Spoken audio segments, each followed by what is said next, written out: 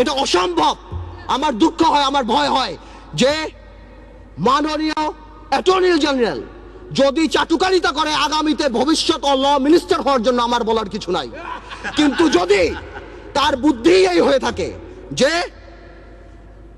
সন্তু লারমার প্রধানমন্ত্রী, হ্যাঁ কে পাক না পাক that is not our concern, কিন্তু ফোরামটাকে ডক্টর ইউনূসের পাওয়া উচিত ছিল না, এই বুদ্ধি যদি অ্যাটর্নি জেনারেলের হয়ে থাকে তাহলে আমি শঙ্কিত যে বাংলাদেশের জুডিশিয়ারি কোন দিকে যাচ্ছে। মাননীয় স্পিকার, মাননীয় স্পিকার, আমাদের সবার কিছু কিছু ব্যাপারে একটা ন্যাশনাল কনসেনসাস হওয়া উচিত।